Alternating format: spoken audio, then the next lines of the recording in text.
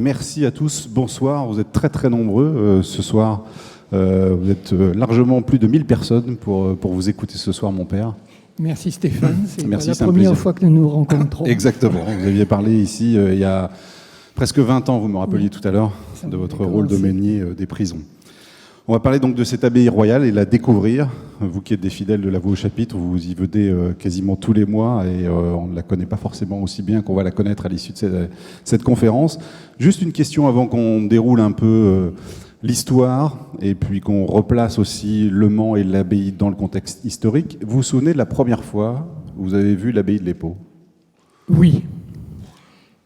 Oui, je me souviens très bien. C'était dans les années 70. À quelle occasion ? Parce que je venais d'installer les religieuses de la Merci-Dieu dans leur petit couvent à 20 km d'ici. Et comme il y avait une abbaye cistercienne et que le conseil général avait fait une petite plaquette qui avait été envoyée à tous les monastères cisterciens, je suis donc venu pour voir ce que c'était. On voyait beaucoup de choses, c'était déjà bien restauré, mais c'était rapide comme visite. Et depuis, il y a eu beaucoup de changements. Elle vous a fait quel effet la première fois que vous l'avez vue, cette abbaye ?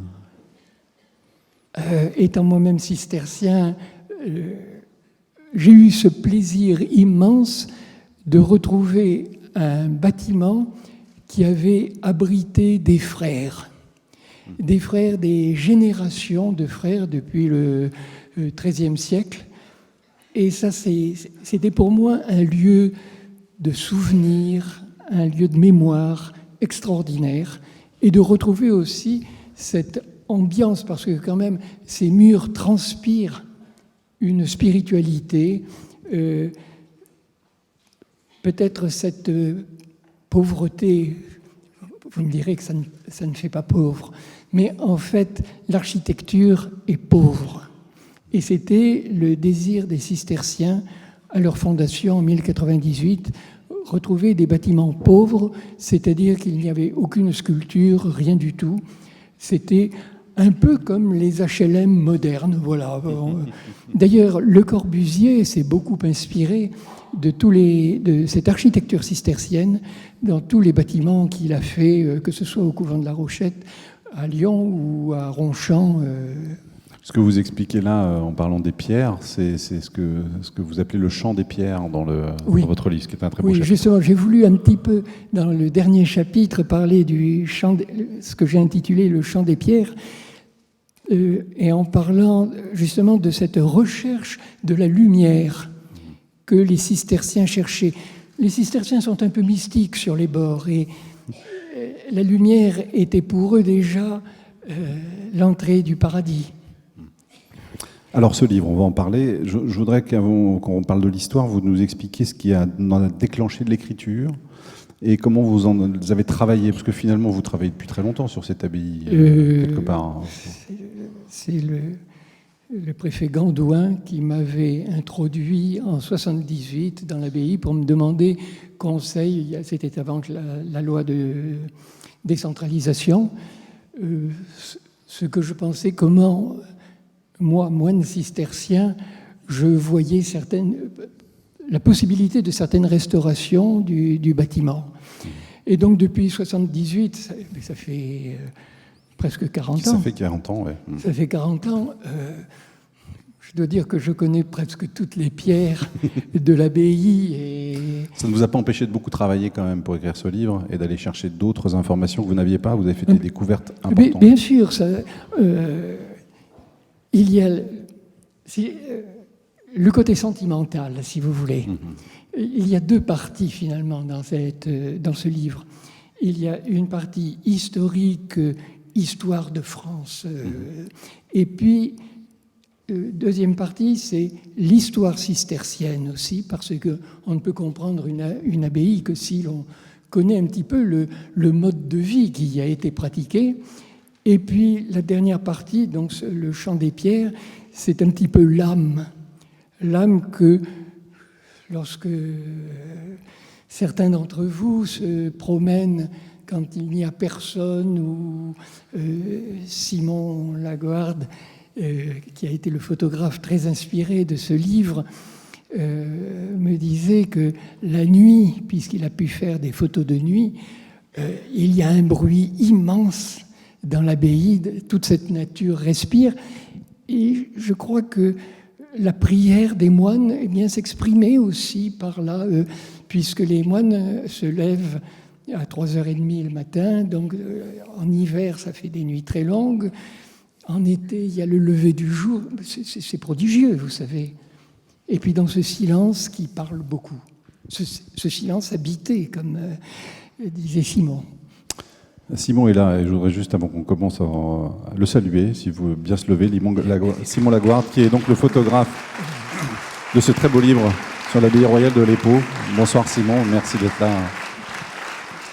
Alors, il faut resituer le contexte historique d'abord, et resituer Le Mans dans l'histoire. C'est très important pour comprendre la naissance de l'abbaye grâce à Bérengère de Navarre, épouse de Richard Cœur de Lion. Et avant de parler de ce couple Bérengère-Richard, on va remonter aux ascendants de Richard, donc Aliénor d'Aquitaine et Henri II. Et j'ai appris donc dans ce livre qu'Henri II a été baptisé dans la cathédrale du Mans. Non, c'est Geoffroy qui a été enterré. Geoffroy baptisé dans la cathédrale du Mans. Son père et sa mère Ramburgère, qui a été mise en avant par Villon, François Villon, et chantée par Brassens, Ramburgère du Maine. Alors pourquoi le comté du Maine pourquoi les Anglais sont là à cette époque-là? Racontez-nous. Les Anglais sont là parce que il y avait le duché d'Aquitaine, et puis il y avait le duché de Normandie. Et entre les deux, schématiquement, il y avait la Bretagne, le Maine et la France. Or, Henri II, comme Aliénor, étaient ils étaient passionnés de géopolitique à ce moment-là, c'est-à-dire pour faire leur royaume, et puis pour donner vraiment un espace. Vous savez, la France, jusqu'après la guerre de 100 ans, a été séparée en deux pratiquement, l'Angleterre et puis la France. Et alors le Maine, c'est ce goulot qui fait le passage entre le duché de Normandie et puis le duché d'Aquitaine. Et donc on m'a souvent dit, puisque je ne suis pas sartois, que Le Mans était un croisement de routes, et il est certain que ce passage était un verrou pour les ambitions tant anglaises qu'aquitaines. Alors, après, il y a eu le mariage de Henri II, que je traite de beau gosse et voyou.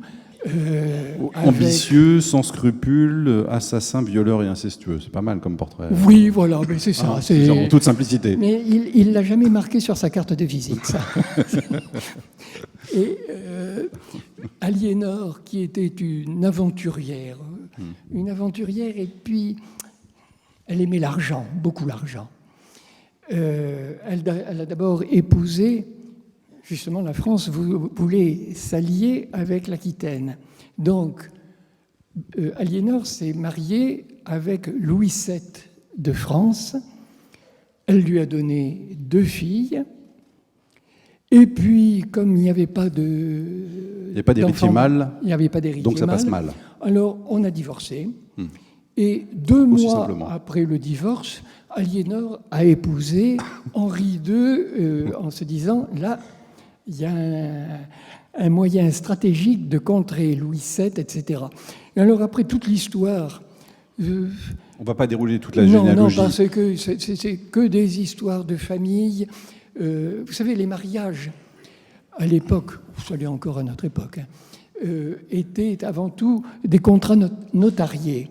Donc, on apportait en dot, les femmes apportaient en dot quelque chose, et on constituait un patrimoine qui n'était pas immobilier, mais qui était terrestre, là. Et donc, Aliénor, qui était cette femme que je trouve un peu insupportable, Régine Pernoud en fait une sainte. Moi, là, je réserve. Vous êtes très réservé. Je ne la canoniserai pas. Et Henri II, donc beau gosse et voyou, mais ils réussissent quand même à construire quelque chose. Henri II, qui se méfie beaucoup d'Aliénor et qui, au bout de 2 ans, voyant qu'elle met un peu trop son nez dans ses affaires, l'emmène à Salisbury ou Winchester, je ne sais plus, et l'enferme dans le donjon, où elle sera prisonnière pendant 10 ans quand même. Moyennant quoi... Mais elle n'a pas été inactive. Mais moyennant quoi, quand même, on entretient des bons rapports, puisqu'il lui fait 8 enfants à ce moment-là. Alors qu'elle est dans le donjon. Quoi ? Alors qu'elle est dans le donjon. Alors qu'elle est en prison, oui. Oui. Et alors après, il y a des arrangements. Aliénor réussit à convaincre son fils Richard de rentrer en rébellion contre son père Henri II et puis de la libérer. Enfin là, c'est sordide. D'ailleurs, les historiens se sont beaucoup emparés de toutes ces histoires-là, et puis romanesques, et puis que ce soit... Je fais juste une parenthèse, parce que juste avant là, qu'on rentre dans la salle, vous me disiez que la généalogie vous a demandé un travail incroyable, parce que pour s'y retrouver dans ces familles-là, vous avez passé 3 mois, c'est ça, pour écrire 2 pages J'ai de passé généalogie. tout l'été dernier à essayer de faire ces 2 pages pour les résumer, j'allais dire le plus clairement possible, mais même... Même tout à l'heure, on essayait de les lire, on avait du mal à faire les liens entre les uns et les autres. liens parce que j'ai utilisé 7 arbres généalogiques qui sont tous différents. Alors là, on est perdu parce qu'il faut faire les recoupements. Et à un moment, l'été dernier, j'ai donné à lire à quelqu'un, justement en disant « Mais est-ce que c'est clair ou est-ce que ce n'est pas clair ?» Parce que... excusez-moi l'expression, mais tout le monde couche avec tout le monde et puis on fait des enfants un peu partout, voilà. Et après, il faut doter les enfants.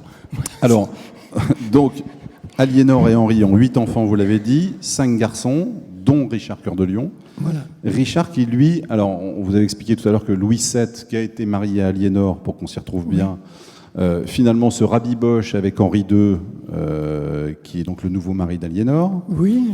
Ils se rabibochent tous les deux, à tel point qu'il promet à Richard Cœur de Lion, le Louis VII, sa propre fille. Sa propre fille Adélaïde, qui a 9 ans à l'époque, mais qui apporte en dot le comté d'Eu et puis une autre province un petit peu au nord.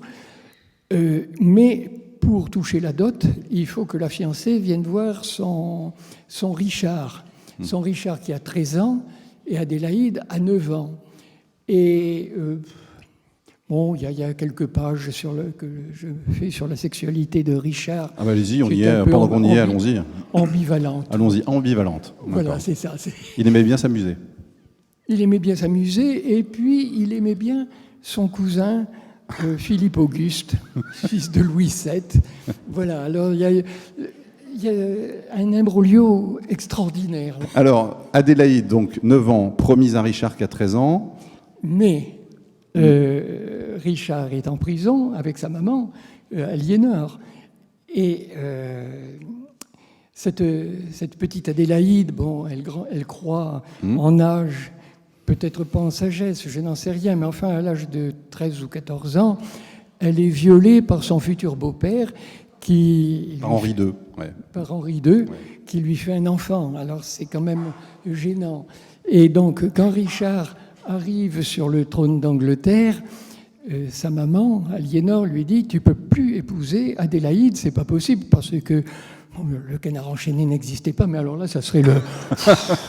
là, il se serait déchaîné, là, ça aurait été et Gala, Closer, et puis les autres, ça aurait été passionnant quand même pour l'histoire. Et donc, il faut trouver absolument une femme à Richard. Richard qui a quand même fait toutes les cours. Ce qu'on appelait les cours, c'était 2 fois par an dans chaque duché. la réunion des troubadours, parce que nous sommes à l'époque des troubadours, et donc c'est des concours de poésie. Et il y en a eu 2 qui se sont tenus au Mans. Actuellement, si vous allez dans le sud-ouest, il y a ce qu'on appelle les Félibrés, tous les 2 ans, qui est aussi c'est la suite de ces cours. Et c'est les poèmes en Languedoc que l'on donne à ce moment-là. Ce sont des grandes fêtes.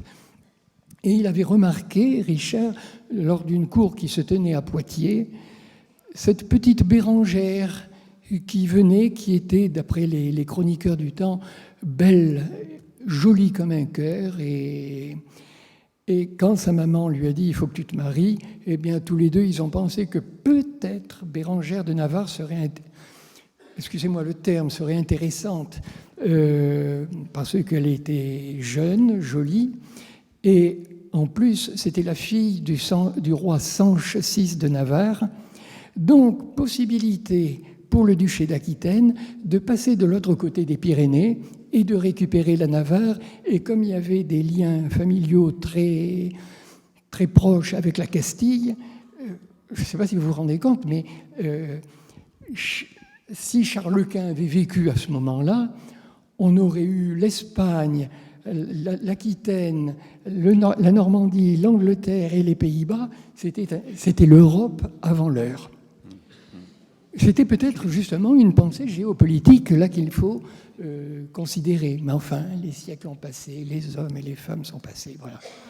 Alors, parlez-nous du mariage de Richard et Bérengère. Alors donc,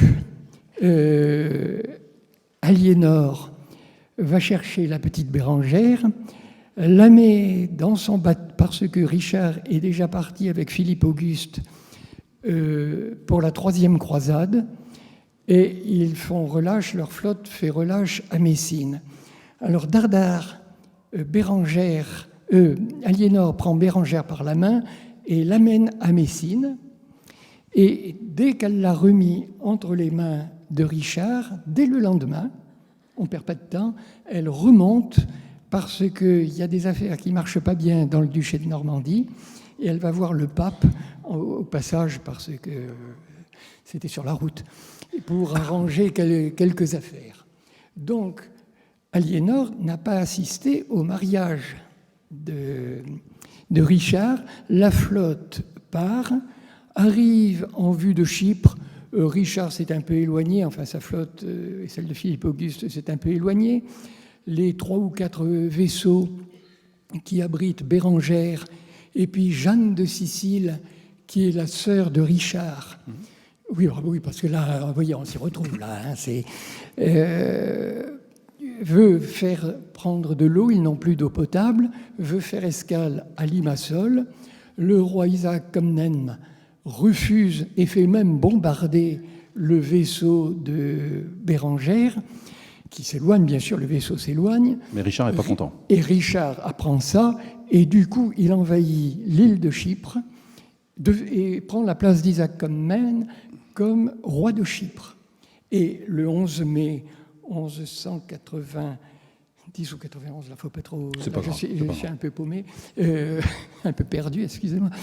Et il se marie à Limassol, dans la cathédrale de Limassol, en présence, alors là, dans le livre, je donne toute la description du mariage et avec tous les pro-chevaliers qui sont là, et puis quantité d'évêques qui accompagnaient aussi, évêques français qui accompagnaient. On aura tous remarqué que pour l'instant, vous avez assez peu parlé d'amour entre les époux. Pour l'instant, il n'y en a pas beaucoup. Est-ce qu'entre Richard et Bérengère, c'est enfin un mariage aussi d'amour? Alors, un mariage effectivement de notarié, vous l'avez dit. Je pense. Mais ça, c'est mon opinion personnelle. Là, je n'étais pas sur les lieux.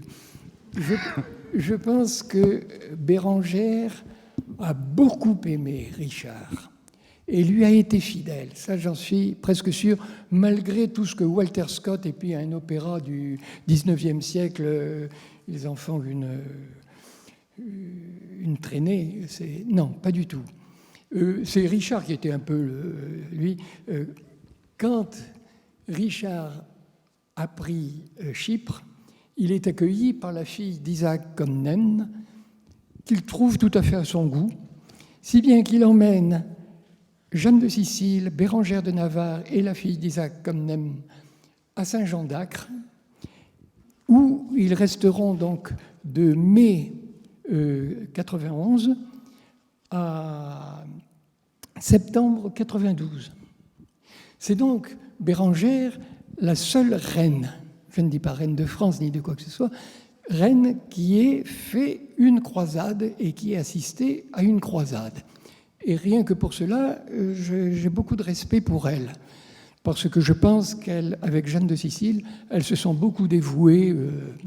Et avant de partir, elles sont parties le jour de la Saint-Michel, 1192, parce qu'il fallait rentrer en France. Entre-temps, Richard avait voulu marier sa sœur, Jeanne de Sicile, veuve du roi de Sicile, avec Saladin, ce qui aurait réglé bien des problèmes, même contemporains.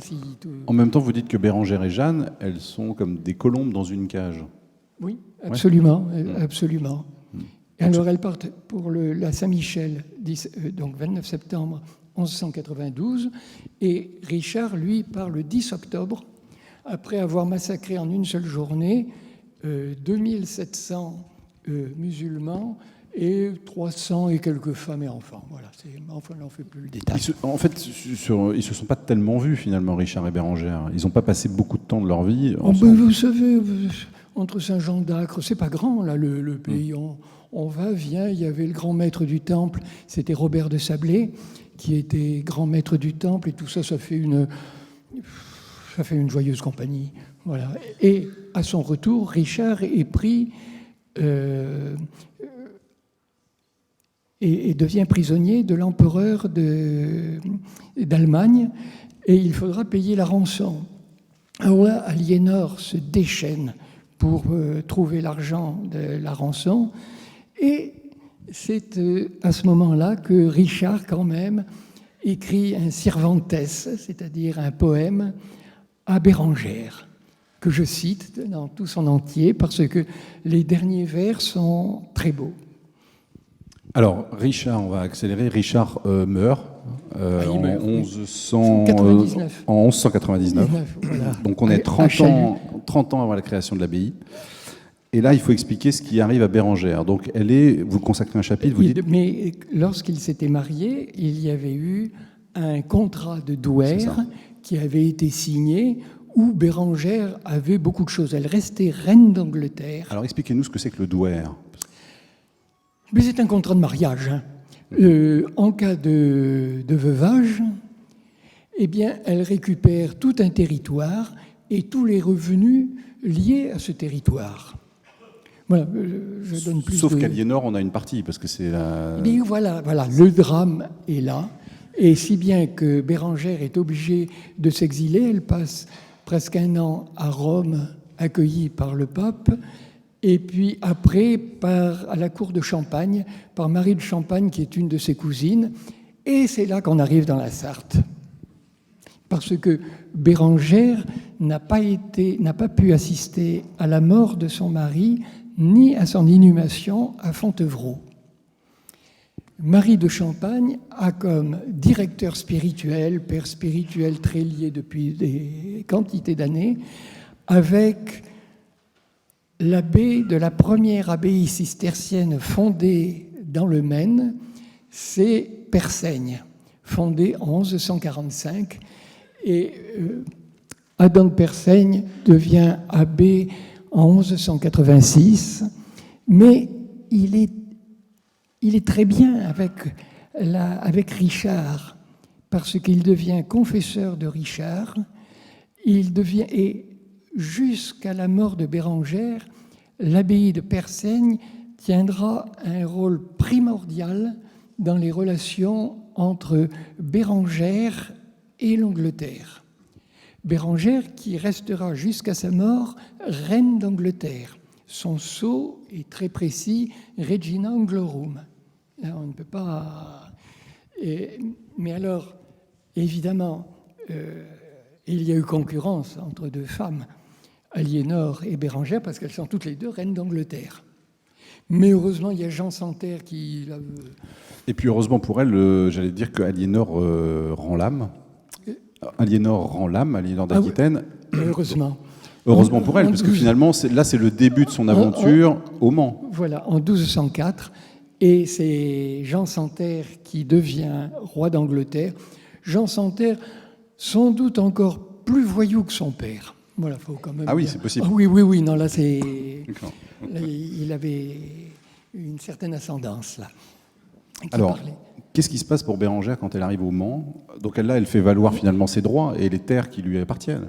Alors là, tout le monde intervient, en particulier donc Adam de Persaigne, qui a déjà été émissaire de Richard, a fait plusieurs missions diplomatiques, mais là, le pape intervient et on dit à Jean Santerre, sous peine d'excommunication, de rendre tous les biens qu'il doit à Bérengère, de son douaire, et tout l'arriéré aussi, tous les intérêts.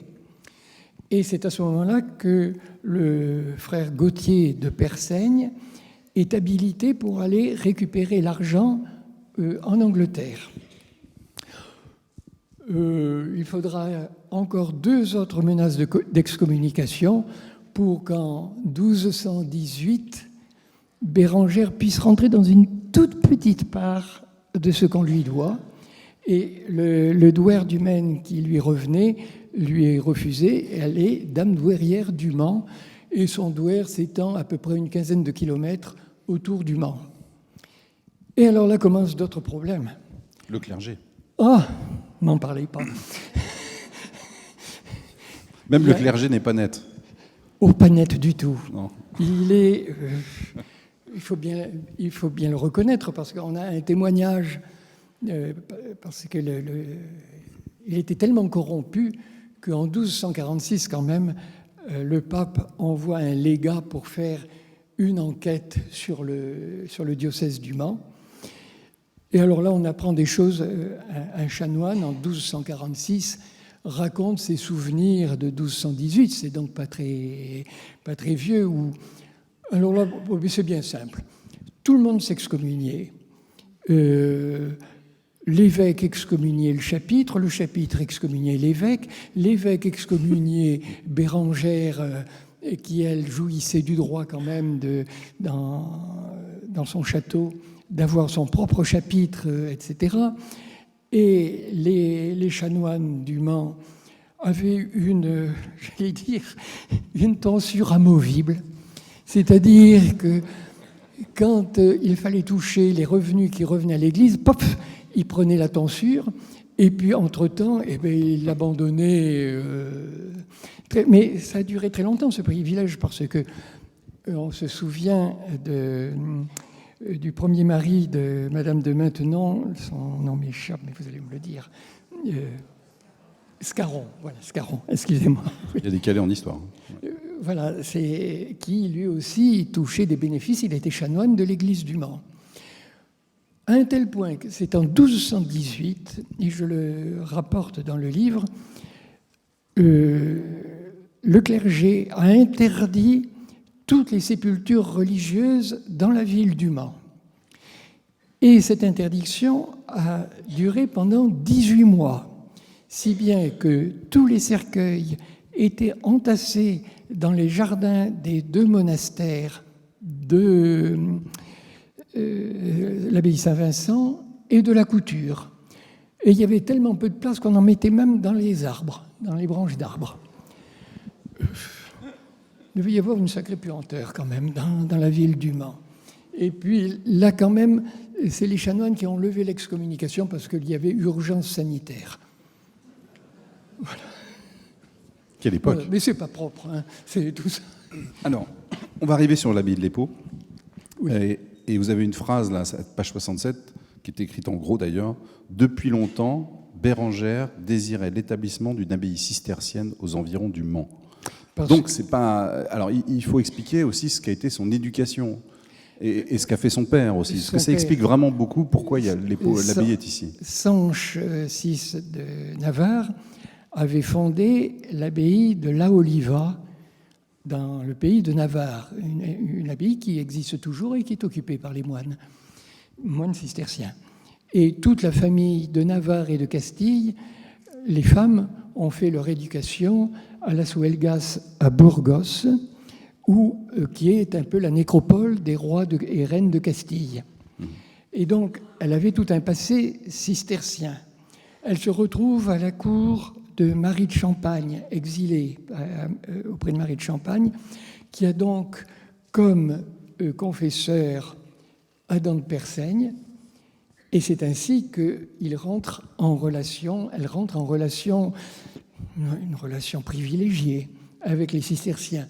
Quand elle arrive au Mans, c'est les moines de Persaigne et Adam, qui ne meurent qu'en 1221, qui sont son confesseur. Il y a toujours un confesseur et un chapelain qui viennent de l'abbaye de Persaigne. Donc il y a un lien très fort entre Persaigne et l'abbaye de l'Épau. Et lorsque Bérengère veut faire construire cette abbaye de l'Épau, je pense, j'en suis même sûr, elle voulait être enterrée à l'abbaye de l'Épau. Elle aurait pu être, en tant que reine d'Angleterre et dame douairière du Mans, être enterrée soit à la cathédrale, soit à Saint-Pierre-la-Cour, soit... À Fontevraud, c'était possible? Comment? À Fontevraud? Elle ne voulait pas. Elle ne voulait pas. Ah ben elle ne voulait pas, il y avait belle maman. Là, ça ne marche pas.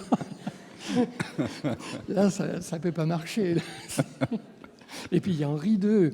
Et puis on a mis, parce que c'est Aliénor qui a ramené le corps de Richard à Fontevraud. Et d'ailleurs, c'est très curieux parce que le gisant de Fontevraud de Richard est barbu, alors que son autre gisant, qui est à Rouen, est imberbe. Et puis, il y a des différences de côté parce que, bon, il y a la bourse qui est d'un côté. Non, passons là-dessus. Où est-ce que j'en étais? Alors, je voudrais qu'on parle de Saint-Louis, de Louis IX. Parce que quand j'ai lu votre livre, je me suis dit, mais finalement, est-ce que c'est pas à lui qu'on doit aussi l'abbaye de l'Épau? Je pense que c'est surtout à lui qu'on doit l'abbaye de l'Épau, parce que si Saint-Louis n'était pas venu, avait des relations privilégiées, n'oublions pas que Saint-Louis avait pour mère Blanche de Castille, qui était la nièce, pas par alliance, de Bérengère. Et alors peut-être faut-il parler un tout petit peu de Saint-Louis. Saint-Louis a 12 ans, il a donc sa majorité, et juste sa majorité, et en 1227, il assiste à la consécration de l'église de l'abbaye cistercienne de Lompont dans l'Aisne. Il est ébloui et il veut construire une abbaye rien que pour lui. Ça sera Royaumont. Et il fait venir des moines de Cîteaux. Il fait venir des moines de Cîteaux, et la construction commence en 1228. Un an avant l'Épau. Fin 1228, il vient faire le siège de Bellême avec Blanche de Castille. Et là, on vient dire bonjour à la tante Bérengère.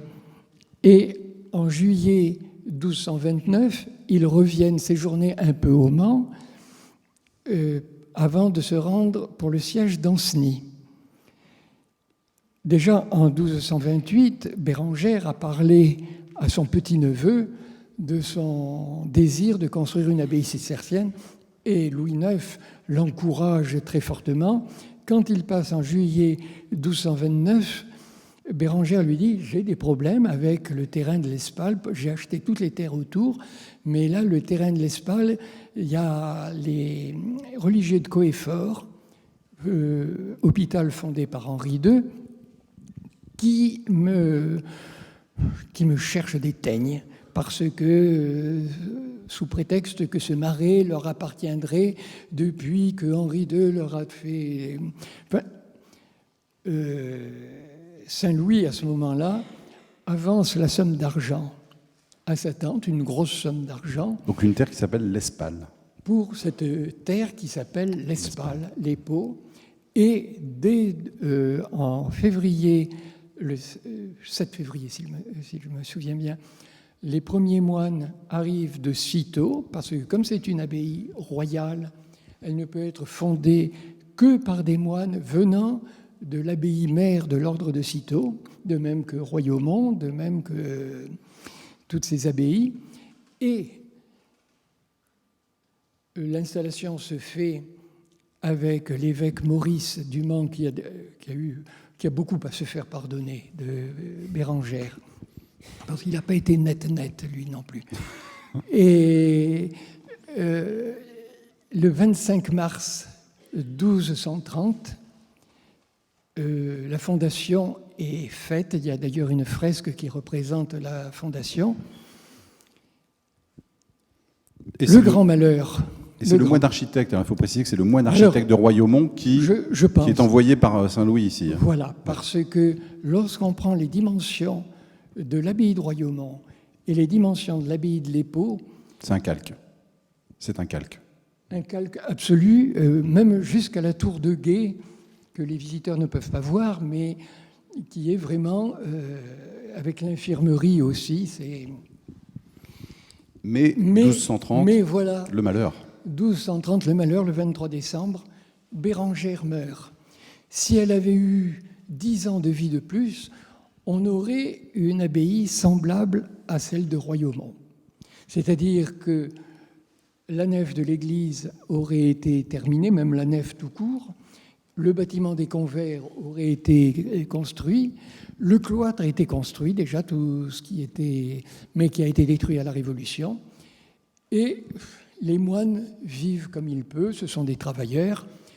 Ils construisent avec le maître d'œuvre de Royaumont, et c'est pour ça que nous avons des espaces aussi grands, ne serait-ce que le dortoir. Et alors surtout, ce qui est surprenant, c'est quand vous prenez l'escalier du fond du dortoir pour descendre dans l'église, ce transept qui est immense, qui a exactement la taille de Royaumont. Mais Royaumont, l'église est détruite, hein.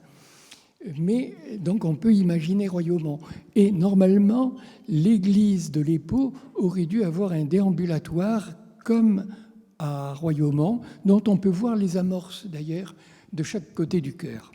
Alors, les moines avaient envisagé de construire l'abbaye étape par étape, effectivement, sauf que le décès de la fondatrice, ça remet en cause toute l'organisation qui était prévue. Et d'après les décrets des chapitres généraux de l'ordre de Cîteaux, toute personne de sang royal et fondatrice du monastère doit être inhumée au milieu du chœur des moines. Voilà, ça c'est très très précis. Et il en est où le chœur des moines ? L'église est en construction. Eh oui. On sait qu'elle sera consacrée en 1234 par Geoffroy de Laval. Mais pour consacrer une église, il faut qu'il y ait 4 murs et une toiture. Donc, on peut être à peu près sûr que le chœur de l'abbaye de l'Épau, le chœur des moines, a été terminé en 1234 pour la consécration.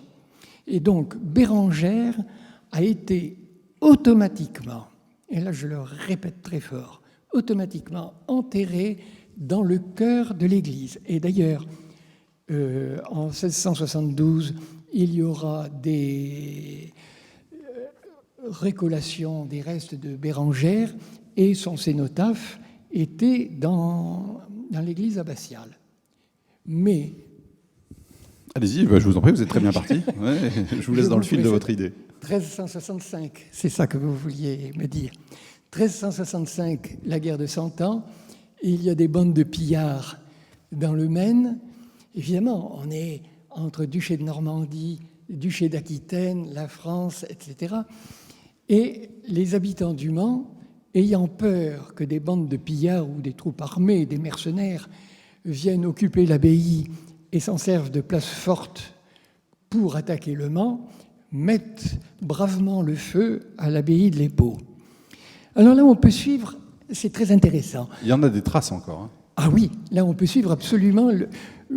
Je peux vraiment affirmer que le feu l'incendie a été allumé au bout de l'aile sud de l'abbaye et s'est propagé ensuite en détruisant la cuisine, le chauffoir dont la voûte s'est écroulée et les travaux de restauration ont permis de retrouver les traces de l'ancienne voûte semblable à celle du chapitre d'ailleurs, très bien mis en valeur par Simon dans sa photo. Et l'incendie s'est propagé ensuite vers l'infirmerie et vers la tour de guet, c'est-à-dire le bâtiment que nous avons ici à l'est. Ce qui est très curieux, et c'est là où on peut dire que l'incendie ne s'est pas totalement propagé, c'est que autant la voûte du chauffoir s'est écroulée, autant la voûte du scriptorium ne s'est pas écroulée, ni le chapitre, et le dortoir a dû donc être touché. Je ne sais pas s'il avait une charpente aussi belle que celle-ci, n'a pas été touché dans son intégralité. Par contre, dans l'aile est, il y a une pièce donc, qui servait d'infirmerie, la chapelle de l'infirmerie, où il y a des fresques qu'on peut voir en photo, là, puisque les visiteurs ne peuvent pas y accéder, où l'on voit très bien les traces de l'incendie en noir qui couvrent les fresques. Alors que la fresque que vous avez derrière vous contre la chambre abbatiale ne porte aucune trace de noir, ni même que les fenêtres peintes, la première, le fenestrou du dortoir, a encore sa peinture d'origine. Alors, je voudrais qu'on parle de 1494, parce que, évidemment, l'abbé ici est élu par les moines, mais en 1494, il y a ce que vous appelez un véritable fléau de l'Église. C'est-à-dire que l'abbé est nommé par le roi. La commande. C'est-à-dire que l'abbé est nommé par le roi, tout ça pour toucher les bénéfices. On veut faire profiter à quelqu'un d'un bénéfice, il devient abbé commendataire, alors qu'avant, l'abbé était élu démocratiquement par les moines. Et alors là, c'est le début de la déchéance de l'abbaye de l'Épau, parce que l'abbé commendataire fait refaire les travaux d'incendie, c'est-à-dire fait construire son logis abbatial, que vous voyez en arrivant, qui date de 1520. C'était pour lui, c'était ses quartiers. Ah, c'était pour lui. Oui. C'est pour lui. Et puis les moines, on arrange quand même, comme les moines sont de moins en moins nombreux, on arrange le dortoir en créant des petites chambres, enfin des chambres pas mal d'ailleurs. Si vous allez à l'abbaye de Noirlac, on retrouve absolument ce qu'était le dortoir de l'Épau. Mais c'est parce qu'il y a de moins en moins de moines qu'on crée parce ces qu'il y avait cellules de moins en individuelles. moins de moines, et puis que, ma foi, dans un grand dortoir comme ça, vous savez, on se gèle en hiver. Hein. J'imagine. Oui. Alors, 1793, on avance dans l'histoire. Là, encore un nouveau changement pour l'abbaye. 92. 92, l'abbaye 1792, l'abbaye est mise en vendue. vente comme bien national et elle est achetée par le sieur Thoré. Alors, il y a le plan, il a fait faire tout de suite un plan, ce qui nous indique beaucoup comment étaient les jardins et l'entrée du monastère qui était à la bergerie actuelle. Il veut en faire une ferme. C'est ça. Donc, il abat complètement le mur du fond du chapitre, de façon à ce que les bêtes puissent paître dans le jardin et rentrer le soir à l'abri dans le chapitre. Et voilà. que devient le dortoir, par exemple? Oh, alors là, on laisse tout un peu à l'abandon. L'église devient grange, et c'est ainsi, peut-être parce qu'elle est devenue grange, qu'on a pu retrouver le gisant de Bérengère à la place qu'elle occupait au XIIe siècle. Et bien protégée. Et au XIIIe siècle. Et elle était sous un gros tas de foin, et elle avait simplement le bras gauche cassé. Et ça aussi, c'est quand même intéressant de le savoir. Ce ne sont pas les Français ni les Sartois qui ont retrouvé Bérengère. C'est une mission envoyée par la couronne d'Angleterre qui voulait assurer son passé, et donc qui a envoyé M. Stothard, qui était président de la Société des antiquaires de Grande-Bretagne, pour redécouvrir les traces des Plantagenets. C'est ainsi qu'il a découvert les gisants de Fontevraud, qui étaient complètement... la chapelle spéciale qui avait été construite pour eux s'était écroulée, donc on ne voyait plus rien du tout. Et il est venu aussi à l'abbaye de Leppo, c'est pour ça que vraiment je parle d'abbaye royale de Leppo, pour retrouver Bérengère. Alors là, il y a toute la description que je donne, qu'a fait M. Stothart de cette découverte absolument extraordinaire. Et en 1821, on a transporté, alors là, ça a commencé les pérégrinations mortuaires de Bérengère. Elle gênait. Donc, on démonte le mausolée, on le transporte à la cathédrale. Entre-temps, par-dessous, on a trouvé dans l'église une petite boîte parce qu'en 1672, il y avait eu la récollation des ossements avec des tissus brodés, etc., qu'on a mis dans une petite boîte, ramenée donc à la cathédrale, où là, elle a occupé 3 places différentes parce qu'elle gênait. Il fallait faire un monument aux morts, il fallait... Monseigneur Bouvier, je crois, voulait aussi occuper sa place, enfin... Et jusqu'en 1980, donc il n'y a pas longtemps, où on l'a ramenée à l'abbaye de Leppo.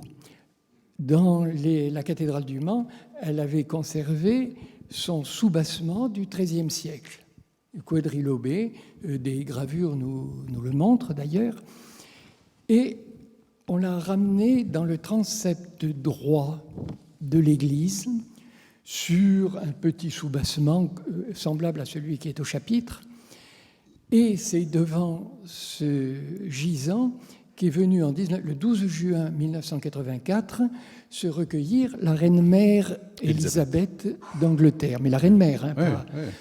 Voilà. Et depuis, il y a quelques représentants de la famille d'Angleterre qui sont venus ici. Après, alors là, on a transporté le corps dans le chapitre, mais là, peut-être que si on a le temps, j'y reviendrai. Donc en 1924... Mais c'est pas du tout sa place, hein, le chapitre. D'ailleurs, elle n'est pas du tout mise en valeur, et puis c'est pas du tout sa place. En 1924, il faut donc remercier Georges et Marthe Guerrier que vous citez, parce qu'ils acquièrent l'abbaye. Ils acquièrent l'abbaye en 1925. Et là, il y a un vrai changement en 1925. Ça sauve l'abbaye, finalement, ce rachat. Ça sauve l'abbaye. Parce qu'ils habitent le logis de l'abbé. Ouais. Bon, là, après, ça reste Marthe Guerrier, qui est actuellement au Mans, à Bonnières, à la maison de Bonnières, a joué dans les ruines de l'abbaye. Et en 1954-1955, ils veulent se débarrasser de l'abbaye. Ils font faire une étude pour les apprentis orphelins d'Auteuil, font faire une étude pour savoir si on peut s'en servir soit comme maison, soit comme colonie de vacances. Et en 1959, j'allais dire grâce à Dieu, dans un pays laïque, le Conseil général de l'époque fait l'acquisition de l'abbaye de Leppo, et à partir de là, alors là c'est quelque chose de formidable, on restaure l'abbaye. Quel est votre endroit préféré ? Tous me sont chers. C'est vrai ? Tous me sont très chers parce que tous m'évoquent quelque chose. Le chapitre m'évoque la vie des moines tous les matins au chapitre autour de leur abbé qui leur commente un passage de la règle de Saint-Benoît. C'est là aussi qu'ont lieu toutes les grandes décisions, les votes. Maintenant, les votes du conseil départemental sont pris à côté, dans une autre salle. Mais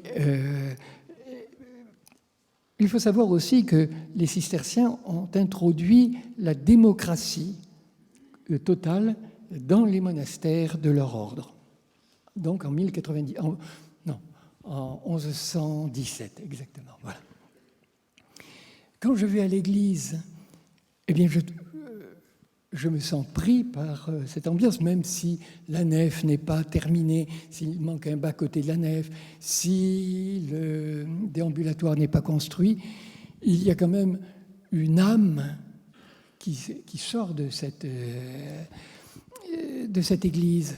La sacristie, le chauffoir, le scriptorium. Le scriptorium, vous savez, c'est là où les moines font la lectio divina, font leur lecture. C'est quelque chose de prodigieux, ça aussi. C'est toute la vie intellectuelle. Les copistes sont là, d'où la petite le petit passage entre le chauffoir pour faire dégeler les encres. La vie était rude à ce moment-là. Vous vibrez, on a le sentiment que vous vibrez plus dans cette abbaye que dans toute autre abbaye cistercienne. Est-ce que c'est le cas? Parce que, écoutez, ça fait 40 ans que je vis autour, mais il y a des petites abbayes comme... il y en a tout plein. Là. Moi-même, mon abbaye était très belle. Maintenant, il n'y a plus de moines. Mais l'abbaye de Melleray était très, très belle. Vous avez d'autres abbayes... Personne, il ne reste plus rien. Mais si vous allez à Saint-Paterne-Racan, pas bien loin d'ici, vous avez l'abbaye de Saint-Paterne qui existe encore. Enfin, il ne reste que le bâtiment des Convers. Si vous allez à l'abbaye de Champagne, pas bien loin d'ici, il y a le bâtiment des Convers qui existe. Et si vous allez dans l'église de Rouet, alors là, il y a un trésor extraordinaire que personne ne connaît pratiquement. C'est la Vierge de l'abbaye de Champagne, qui est une merveille du début du XIIIe siècle. Et puis vous avez aussi... mais ce n'est pas dans la Sarthe. Mais c'est à 3 kilomètres de la Sarthe, c'est au sud du Lude. Vous avez une abbaye fastueuse et dans un site cistercien merveilleux. On va continuer l'histoire de l'abbaye de l'Épau. Je vais demander à Dominique Leménaire de revenir, s'il veut bien, président du conseil départemental. Vous avez rappelé donc 18 juin 59, cette date évidemment très importante où le département rachète l'abbaye. Et puis l'histoire se poursuit et vous la suivez de très près, je crois mon père, forcément, l'évolution de cette abbaye. Et là, ces derniers mois et dans les mois et les années qui viennent, il y a quand même des projets très fondateurs aussi qui vont être mis en place. Alors, pour être dans le prolongement de ce que nous disait le père Niossaï, il y a d'abord toute l'inspiration historique que nous avons essayé de retraduire dans la restauration en tenant compte de la sobriété de l'abbaye. J'ai bien entendu le message concernant le gisant de Bérengère de Navarre, et je crois que nous en avons parlé, pour en réalité le replacer là où il devrait être. Et donc je pense que nous allons nous atteler très prochainement à cette œuvre pour qu'il figure et qu'il soit présent dans l'abbatiale. Et je pense que ça sera sans doute une occasion de le remettre là où il devrait être. Mais depuis 2016, nous avons souhaité que le centre culturel, qui est présidé par Véronique Rivron, anime et développe l'abbaye sur le modèle non pas cistercien, puisque nous n'avons pas la possibilité de le faire, mais en tenant compte de l'histoire et notamment de la possibilité qu'il y a de regarder à la fois le patrimoine bâti qui existe, qui est important et qui est inachevé, mais aussi le mode de vie et les jardins qui sont restitués. Alors nous venons de planter le verger conservatoire avec des espèces rares, notamment avec une association qui s'occupe de préserver ces espèces rares, qui sont les croqueurs de pommes. Et puis ensuite développer sur le principe permaculturel qui a été développé à la ferme du Bec-et-Loing, aussi les jardins pour que les visiteurs aient l'occasion de trouver une certaine quiétude, une certaine paix en visitant aussi l'abbaye et en la regardant sur un autre angle que celui qui est à l'intérieur. Alors, on a amélioré l'accueil, on a fait un certain nombre de choses qui permettent aujourd'hui de recevoir le public en plus grand nombre, et c'est déjà le cas, il y a déjà plus de visiteurs. Je me permets de vous interrompre, mais il faut quand même savoir que ce sont les moines cisterciens qui sont à l'origine de l'agriculture européenne telle qu'elle a été développée au travers des siècles. Donc vous ne faites que continuer. Voilà, et c'est bien dans cet esprit qu'on souhaite s'inscrire, sachant que ça demande un certain nombre d'investissements que nous allons réaliser sur plusieurs années. Et puis évidemment, c'est toutes les animations qui continuent, qui sont dans le domaine de la musique ou de certain nombre de représentations que nous allons continuer ici à l'abbaye, comme la voix au chapitre qui nous enchante, et notamment ce soir avec vous. Merci. Mais vous pourrez remarquer que je termine mon livre par l'évocation d'un poème de Louis Aragon pour montrer que justement, il y a ceux qui croyaient au ciel, ceux qui n'y croyaient pas, mais ils ne font qu'un. Et dans cette dimension culturelle de l'abbaye, je pense qu'on retrouve aussi l'esprit monastique, tout à fait. Qu'importe comment s'appelle cette clarté sur leurs pas, que l'un fût de la chapelle et l'autre s'y déroba, celui qui croyait au ciel, celui qui n'y croyait pas. Voilà, c'est ce poème d'Aragon. On va vous donner la parole maintenant si vous souhaitez poser quelques questions au Père Gnossa.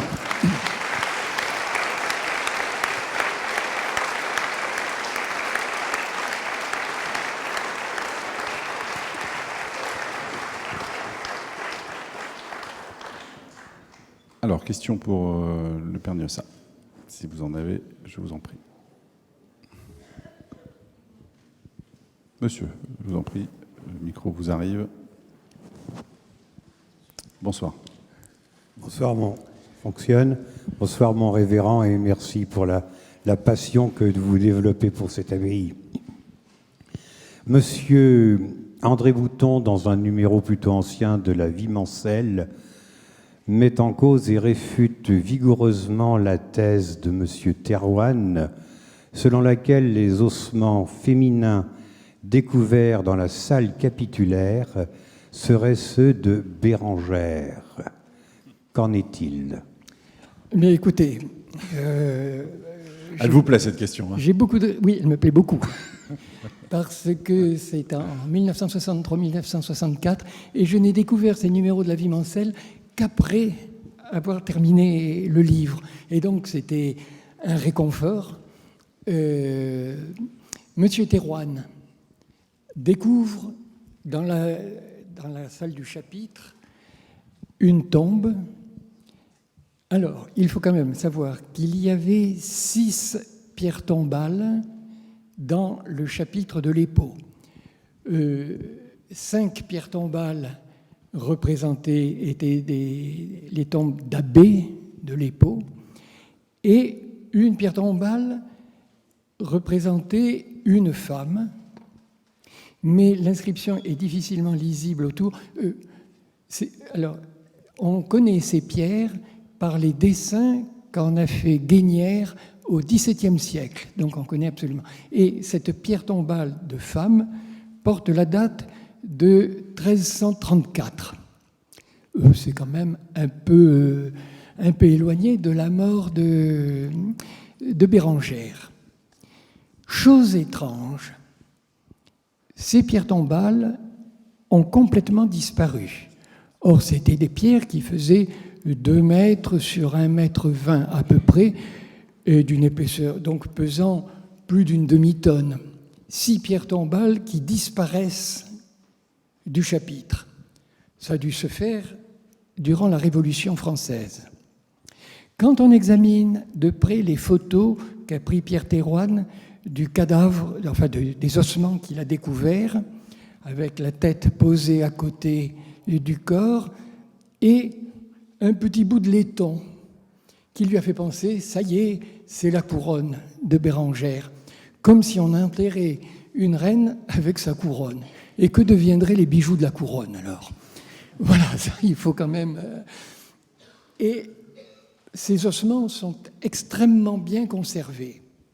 Alors, si c'est cette femme de 1334, ça ne peut être que Jeanne Langevine, qui avait fait don de tous ses biens avec son mari à l'abbaye de l'Épau, à charge pour l'abbaye de l'Épau, les moines de l'Épau, de l'entretenir jusqu'à sa mort.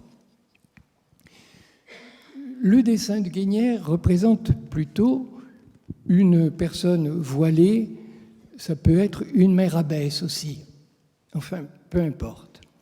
Les ossements, alors là, étant en très bon état, je me suis posé une autre question que je vous livre complètement. Ces pierres tombales ont dû être enlevées durant la Révolution quand on a abattu le mur parce que ça faisait de l'espace.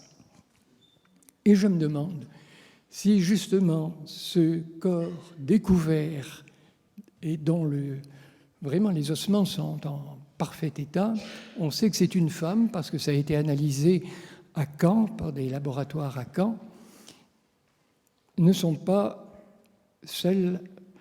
les ossements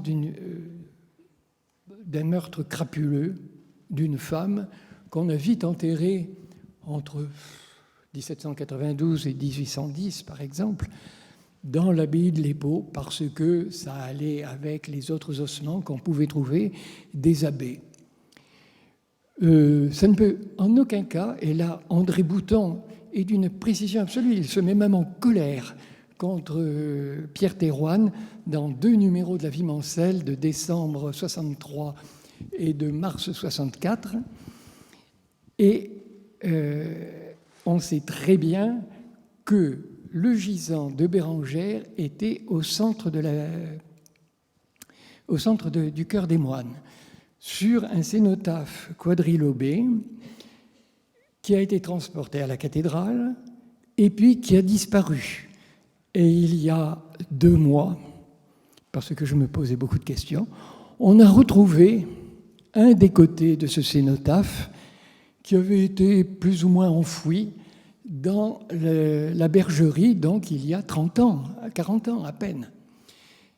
Et toujours en poursuivant, la semaine dernière, en venant faire la conférence de presse, un des responsables de l'abbaye de l'Épau m'a montré 2 photos de pierres tombales qui sont en dessous, qui peuvent être des pierres tombales de...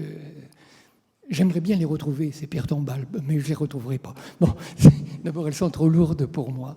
Mais vraiment, quand je vous disais, Monsieur le Président, que ce serait une œuvre pie et en même temps une reconnaissance historique de replacer Bérengère, ne serait-ce que dans le transept droit, là où elle était avant. Si elle a été placée au chapitre, c'est à la suite d'un concours de circonstances, d'un lobby qui a voulu faire mousser un groupement de la Sarthe et qui a d'ailleurs payé tous les frais de transport de la reine là. Et je pense que là, vraiment, c'est déplacé. Voilà. Maintenant, c'est le dire. La parole est à vous, Monsieur le Président, et surtout les actes. Merci. J'ai répondu à peu près correctement à votre... Une autre question? Pas de question. Alors, je voudrais juste qu'on termine. Est-ce que vous êtes d'accord pour lire un extrait de votre livre? Je voudrais que vous lisiez, si vous êtes d'accord, cette page, la page 166, qui, je crois, résumera bien, finalement, parle un peu de vous et en même temps de Bérengère, ce qui sera parfait pour clôturer la conférence. Chaque jour dans la vie du moine est une nouvelle genèse. Chaque aurore, une attente et une interrogation tragique sur sa propre destinée. Chaque vesprée devient ainsi une plénitude de paix et de bonheur, car il a eu la certitude que chaque seconde le rapprochait du but ultime, de ce baiser passionné entre le Créateur et sa créature. Vie commune, vie solitaire sans doute, est-ce là seulement le paradoxe de la vie monastique? Le grand siècle de la scolastique discernait une différence entre l'Église militante sur terre, l'Église triomphante et sainte au ciel. Le moine est peut-être celui qui réussit à faire cette synthèse de tous les rêves humains, et une abbaye cistercienne doit se déchiffrer avec simplicité et dans le rayonnement de la paix. Bérengère de Navarre, sentant le déclin de ses jours, n'a-t-elle pas désiré, en fondant cette abbaye de l'Épau, retrouver en elle-même cette paix à laquelle elle aspirait? Après une vie où des événements de toutes sortes et auxquels elle a dû faire face avec une énergie sans pareille ne l'ont pas épargnée, cette reine d'Angleterre et dame douairière du Mans, sans terre et sans guerre de soutien humain, prototype de la femme forte qui, il ne faut pas l'oublier, fut la seule reine d'Occident à participer à une croisade, souhaitait sans doute le repos éternel au milieu d'une communauté de priants et d'hommes de paix.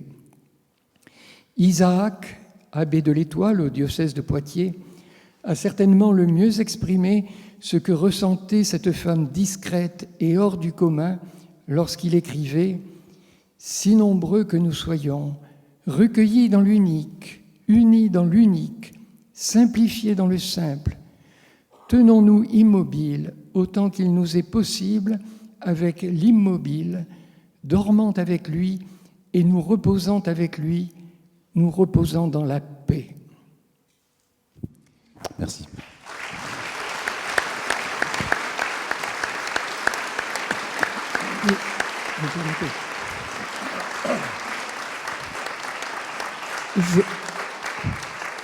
Je voudrais terminer en vous disant combien j'ai été heureux de pouvoir redécouvrir le visage de Bérengère.